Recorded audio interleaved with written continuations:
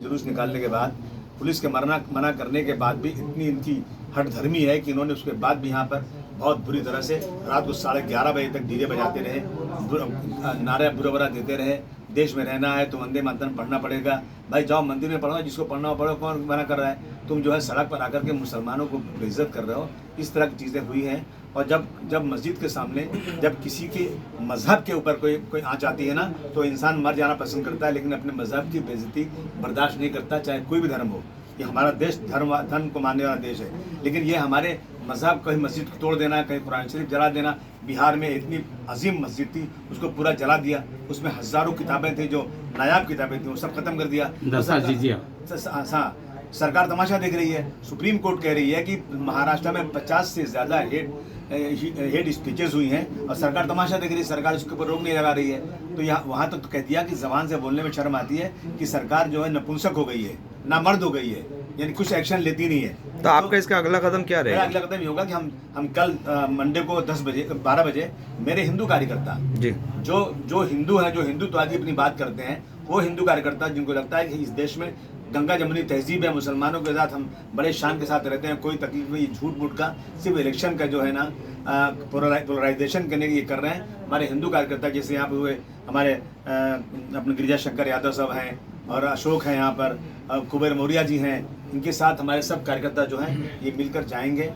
हमारे additional commissioner के office के सामने एक ज़बरदस्त तरीके से मोर्चा निकालेंगे कि आपने नाइंसाफ़ी किया है, आपने जो है कानून का मजाक उड़ाया है। आप जो है उन पूरे वीडियो देखिए, जिन लोगों ने शुरुआत किया, जिन्होंने आकर के वहाँ पर एक्शन किया, एक्शन के बाद ही एक्शन होता है। देखिए ये तो बिल्कुल मतलब जानी हुई चीज़ है, ये सच्चाई बिल्कुल है कि जब किसी को मारोगे, अगर वो आदमी थोड़ा सा तुमसे ताकतवर होगा तो आपको जरूर मारेगा। सर, एक तरफा कार्रवाई पुलिस ने किया, उसके ऊपर क्या कहना चाहिए? वही तो कह रहा हूँ ना मैं, एक तरफा कार्रवाई हुई। एक्शन वालों पर कार्रवाई होना चाहिए।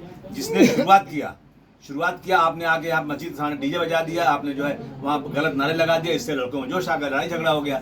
तो जिन्होंने शुरुआत की उस पर एक्शन नहीं हुआ कुछ अभी तक, और जो रिएक्शन जो है उस पर आप 300-400 लोगों पे आपने FIR कर दिया है। इसी की हमारी लड़ाई है कि आप जो है जिन लोगों ने इस चीज़ को छेड़ा उसके ऊपर तुरंत गिरफ्तारी होना चाहिए, नहीं तो समाजवादी पार्टी इसके ऊपर जितना भी जो भी कर सकते हो करेगी। सर, जामा मस्जिद के पास जस्ट बगल में पानी की प्याऊ की सुविधा लगाई गई थी, वो भी मुस्लिम समाज के लोगों ने लगाया और वहाँ पे पानी भी पिलाया गया, लेकिन जस्ट उसके 2 कदम आगे ही ये वारदात हुई जहाँ पर कुछ लोगों ने ऐसा किया। ये बेशरम लोग हैं, इनको शर्म नहीं आती।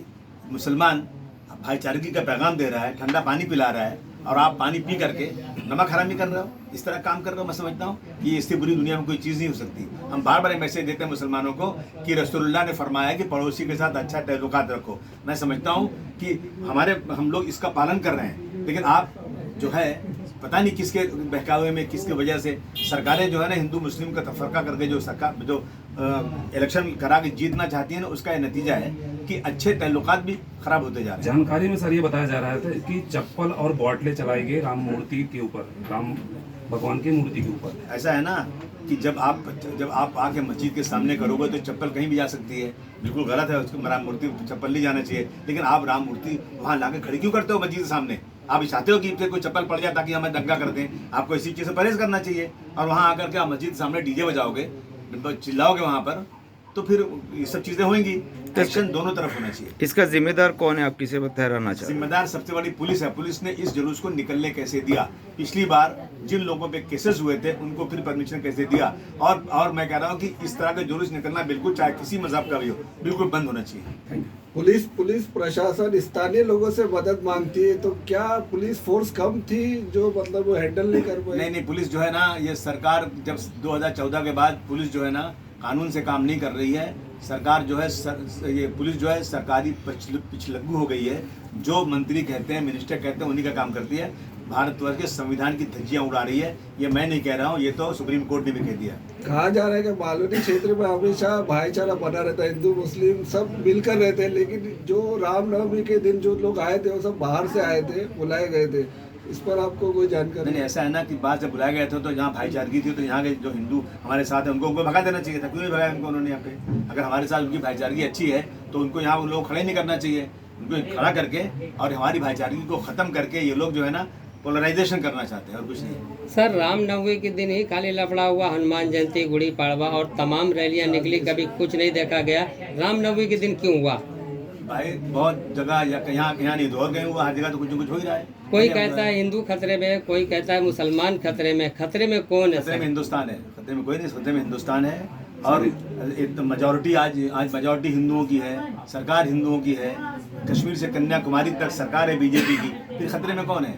आज जो एक रैली निकल रही है ना सकल हिंदू समाज की, जो रैली निकल रही है वो रैली मुसलमानों की निकलना चाहिए, क्योंकि जुल्म तो हमारे पर हो रहा है। सर लास्ट का सवाल, पुलिस कह रही है कि हम फुटेज के आधार पर कार्रवाई कर रहे हैं, लेकिन गलत आरोप लगाया जा रहा है कि हम एक तरफा कार्रवाई कर रहे हैं। पुलिस मुझे बता दे कि फुटेज के आधार पर कितने दूसरी तरफ के लोगों को पकड़ा गया, तो मैं मान जाऊं। जनता की ये भी मांग है कि जो सीसीटीवी फुटेज है उसको आम करे ताकि जनता को मालूम पड़े क्या हुआ था, क्योंकि एक तरफा सीसी फुटेज कैमरे का दिखाया जा रहा है। जनता को नहीं दिखाएंगे लोग, हमें दिखाएं, वकील को दिखाएं, हमारे जो रिप्रेजेंटेटिव हैं, जो सोशल वर्कर जाते हैं उनको दिखाएं और उसको देख करके चिन्हित करके उस पर कार्रवाई करें। और सीसीटीवी क्या, बहुत सारी चीज़ें सीसीटीवी नहीं भी आती हैं, कहीं सीसीटीवी बंद भी रहा होगा, लेकिन जनता ने देखा है ना अपनी आंखों से।